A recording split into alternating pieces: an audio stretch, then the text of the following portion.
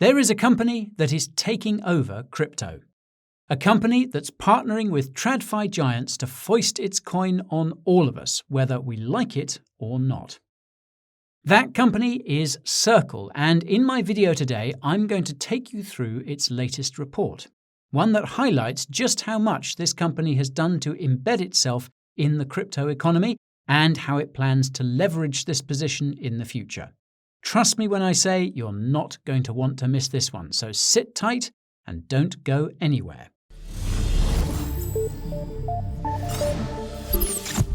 Now, as usual when breaking down these reports, I like to give a bit of an overview of the company in question to start with. So, in case this is the first time that you're hearing about Circle Internet Financial Inc., it is the fintech company that's behind the USDC stablecoin. However, what you may not know is that this company has been around for quite some time, almost 10 years now. The CEO and co-founder is a chap called Jeremy Allaire, who has extensive experience in founding technology companies. Circle originally began with the idea of integrating Bitcoin payments into traditional financial infrastructure and wanted to become the base layer for a new financial system. The company launched USDC in September of 2018, right in the depths of the last crypto winter. At that time, there wasn't much demand for stablecoins or, well, crypto in general for that matter. However, with the advent of DeFi summer in 2020 and the NFT mania of 2021, USDC's use proliferated. It went from a CMC market cap ranking of 22 in early 2019 to its current rank of 5. Now, I've talked about the history of Circle in a lot more detail in a video I made last year, which I'll leave in the description for you folks. So, armed with that bit of background, let's jump right into the report. Now, the report is titled, quote, "The State of the USDC Economy," and it's the first report of this type. It kicks off with a letter from Jeremy himself, which I'll skip over for now. TLDR, he's happy about the growth of USDC, excited about the future, and impressed with the job his team has done. So far, so predictable.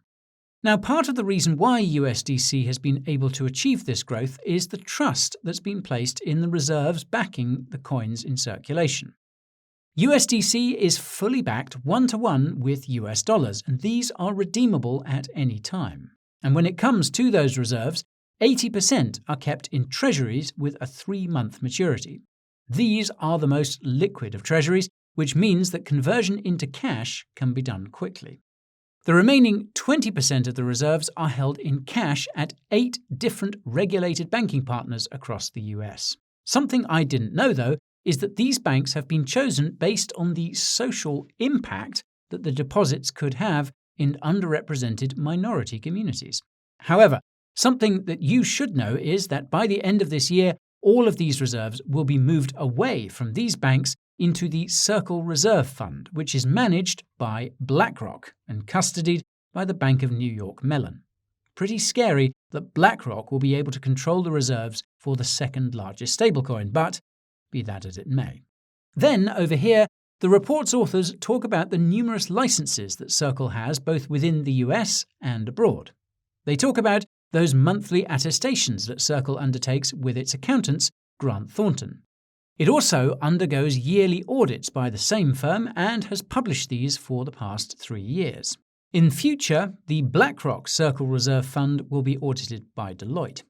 Now, one more thing that I'll add here as well is that the Circle Reserve Fund will be a fully SEC-registered money market fund, which will offer daily disclosures of the company's reserves. What this shows me is that the folks at Circle have attempted to go all in on transparency and regulation. This is because they know that it is a unique selling point over their main competitor in the space, Tether. As you no doubt know, there have been constant concerns over the reliability of Tether's reserves. A lot has been done in order to dispel many of these concerns, but Tether has always stopped short of a full audit. Let's move on to the next page of the report, though, and this is on the Stablecoin Macroeconomy. Over here, the authors note the fall in the numbers of people using physical cash around the world, a result of the increasingly digitized nature of our economy.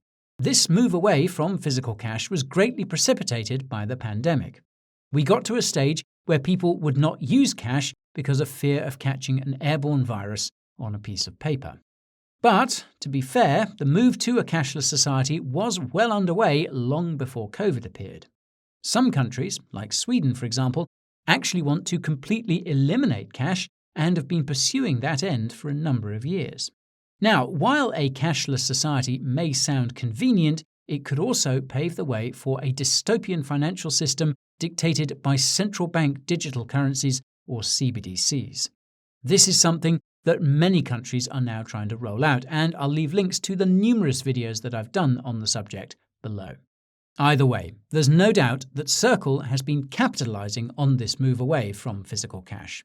Before the advent of stablecoins, there was no, quote, internet-native form of money that could be transacted near instantly, globally, and in seamless integration with digital commerce.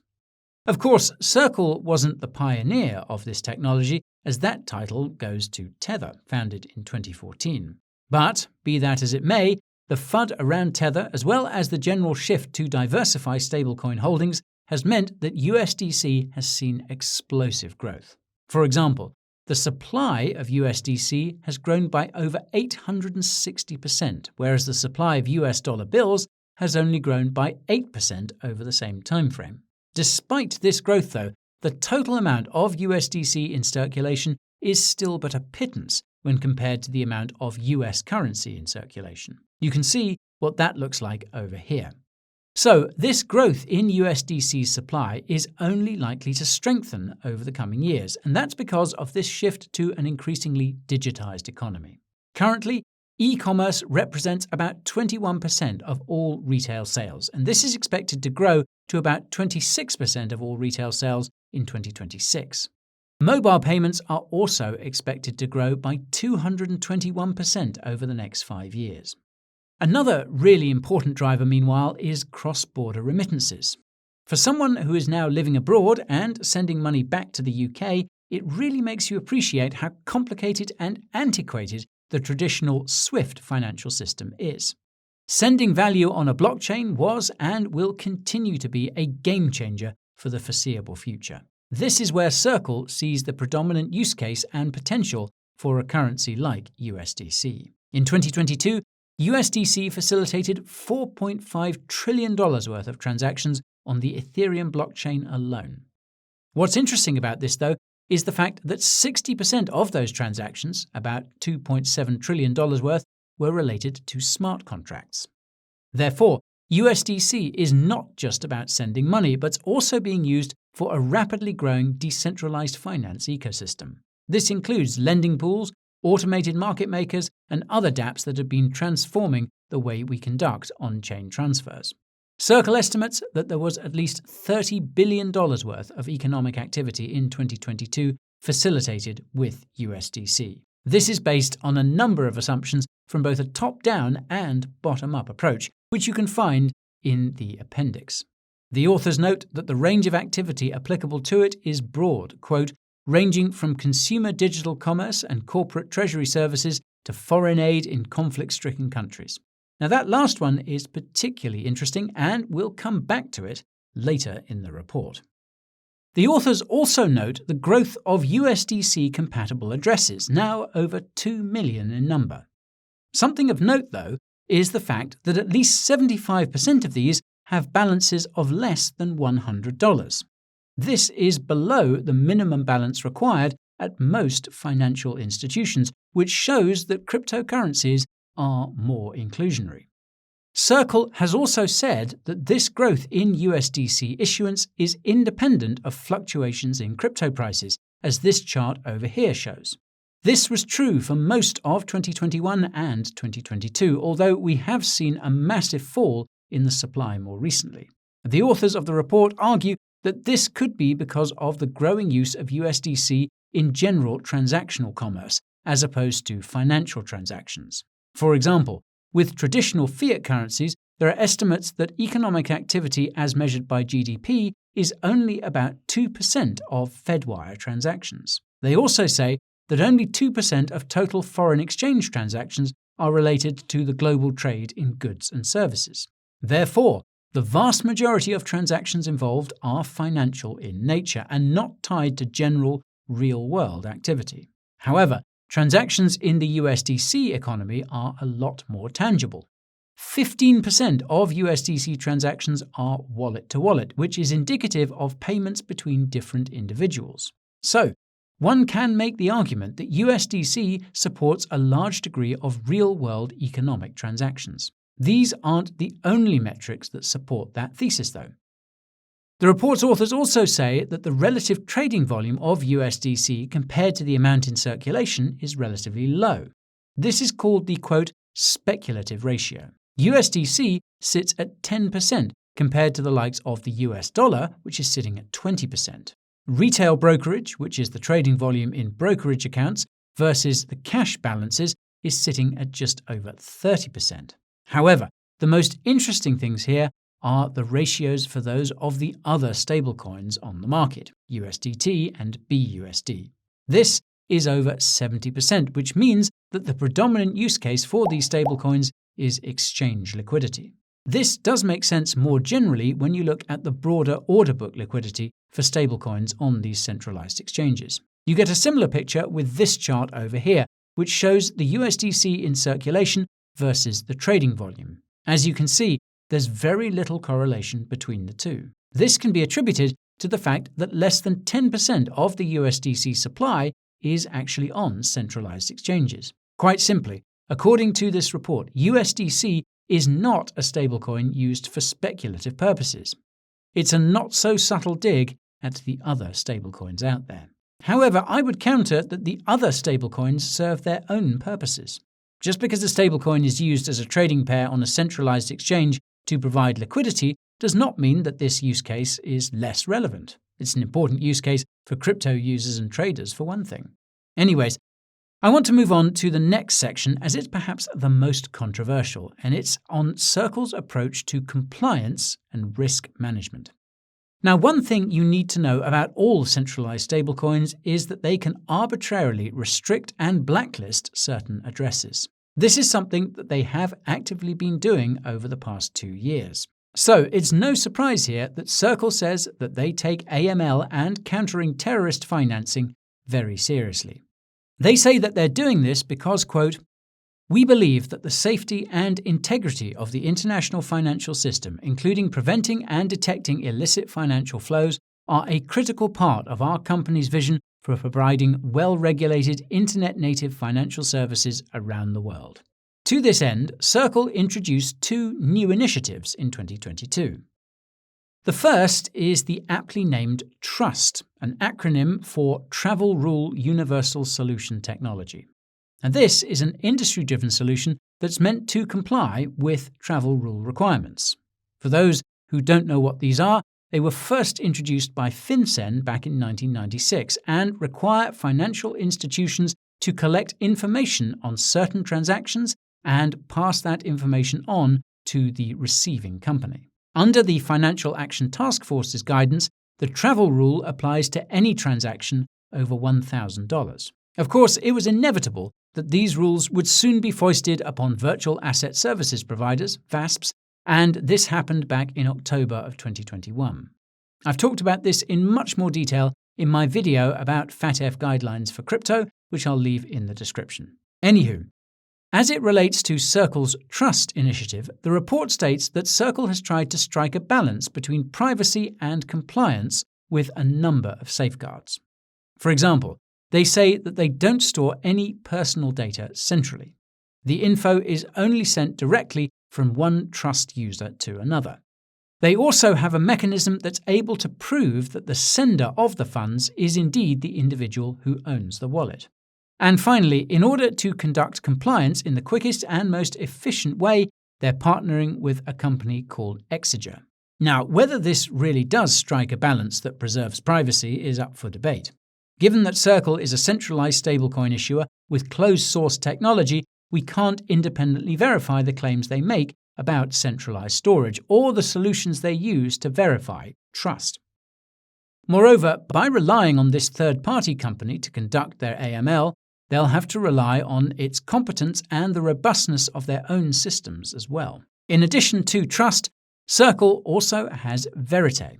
Now this is in collaboration with Block, Coinbase and others, and looks to create a decentralized identity for those in the broader crypto economy. Apparently, Verite is a decentralized and open source tool available for everyone to use. The main MO here is that it will issue credentials to users, which will allow for numerous use cases including AML, KYC, verifying accredited investor status, social status, NFT provenance tracking, etc. All of this can be done without the user having to share any personal information. Moreover, Circle claims that this will all be in the control of the user, such that they can determine where this is used. It sounds a heck of a lot like soulbound NFTs, and if you want more of an overview on those, then you can check out my video down below. Moving on though, the report goes on to talk about two instructive moments of 2022, Ukraine and the Tornado Cash sanctions. If you'll recall from the early days of the Ukraine invasion, the overarching narrative coming from the likes of the US Treasury et al. Was that Russia would use cryptocurrency to evade sanctions. In actual fact, what we saw was an immense amount of support and funding coming to Ukrainian forces from those in the crypto community. Over $60 million was raised in just a few weeks. In the words of Ukraine's Vice Prime Minister, quote, "While Russia uses tanks to destroy Ukraine, we rely on revolutionary blockchain tech." It wasn't all about Ukraine, though, and that's because blockchain tech was also used to facilitate humanitarian aid in Venezuela, as well as for displaced refugees. Now, this is all well and good, but it eventually brings us onto the question of Tornado Cash. As you probably know by now, this smart contract mixer was sanctioned by OFAC, the Office of Foreign Assets Control, last year. I won't go into the specifics of the action or the arguments around it, but I do encourage you to watch the video that I made on it, and that will of course be in the usual spot. The TLDR is that OFAC took the unprecedented step of sanctioning a smart contract, that is, a piece of code, instead of individuals.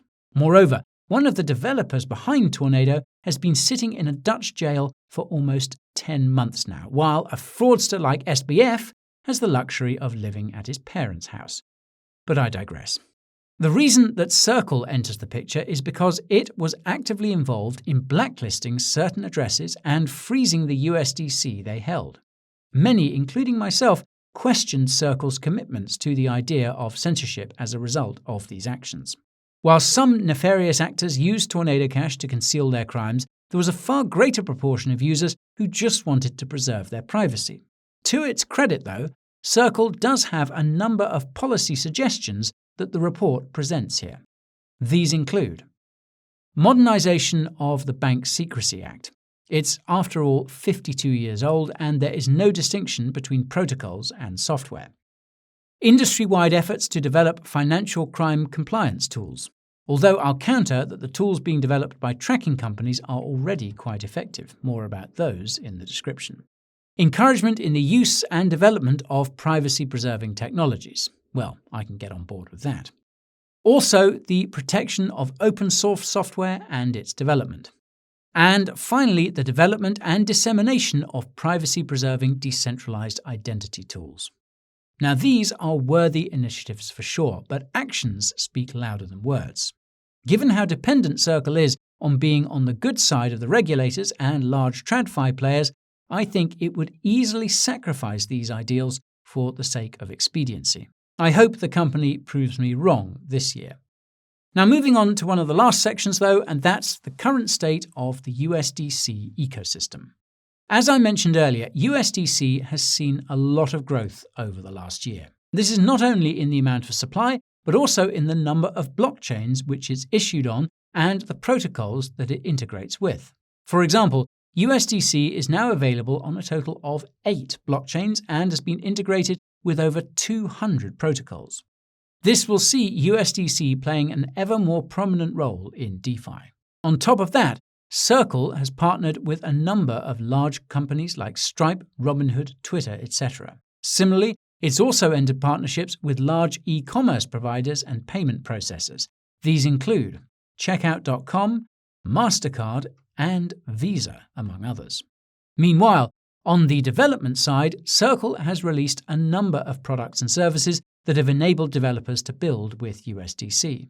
One of the most promising of these will be the cross-chain transfer protocol, which will allow devs to send USDC from one supported blockchain to another. Circle hopes to issue USDC on a number of other chains this year, and there needs to be an on-chain solution to transfer value from one of these chains to the other. Moreover, this will allow developers to build cross-chain applications that integrate numerous different functionalities, such as trading, lending, NFTs, gaming, etc., etc. To my mind, if this is done correctly, it could be a game changer for cross-chain DeFi applications. The report states, quote, "All told, we aim to empower millions of developers in rewiring the global financial system, creating a more open, equitable, and internet-native foundation for the frictionless exchange of value." Now, this final section over here then details Circle's initiatives to foist blockchain payments technology onto those people who need it most. I won't go over it here in the interest of time, but I do encourage you to read it if you get a chance. Again, the report is linked to below. Well, that's it for most of Circle's report, but I wanted to leave you with a few of my thoughts on what it says. It's quite clear that Circle has some big ambitions. Not only is it trying to get USDC into every corner of crypto and traditional finance, but it's also recently released a Euro stablecoin, which will have similar goals. Circle is also clearly trying to go all in on the regulated, transparent, and compliant narrative. Not only does this allow it to better integrate with TradFi, but also to draw clear distinctions between itself and other stablecoin issuers. The growth of USDC's supply over the past few years is further evidence that this strategy has been working. I also think that it's inevitable that USDC will become the predominant stablecoin in the next 2 years. However, I can't say that I'm completely happy about that. While Circle's vision for crypto payments adoption is something I can get on board with, I'm still quite skeptical of its true underlying motives. It is backed by Goldman. It is partnered with BlackRock. It has embarked on some powerful lobbying initiatives to get the ears of politicians in DC and Brussels. It's also shown that it's ready and willing to censor transactions should it be instructed to do so by the powers that be. I also think that stablecoin competition is healthy. It encourages issuers to continue developing better products and allows people to diversify their stablecoin holdings. We don't want a monopoly. This is part of the reason why I hope Tether does one day come out with a full audit so that it can address the FUD once and for all. It could also help to calm the nerves of the increasingly edgy crypto community. Until that time, Circle is going to continue its aggressive growth. The company still has big plans for a public listing, and although its planned SPAC merger may have been cancelled late last year, it will be back at the table the moment the markets turn. However, it's up to us in the crypto community to keep that growth in check and constantly call Circle out should it take actions which call into question the ideals that we all hold so dear. I know I will. And that's it for my video today, folks, but I'd love some of your feedback though. Do you hold any stablecoins? If so, which ones? And what do you think of Circle's growth? Please let me know in the comments. And while you're down there, I'd like to direct you to my socials page. It has links to my Twitter, Telegram, Instagram, and TikTok. Lots of content over there that you're not getting here. You'll also find a link to my newsletter, which is where I share my personal portfolio as well as my future video pipeline. The links to all of those are in my socials page below. And finally, if you found this video helpful, slap a like on it. Subscribe and ping that bell as well to make sure you never miss another one. Time's up for this crypto guy, but I'll be seeing you guys very soon. Ta-ta for now.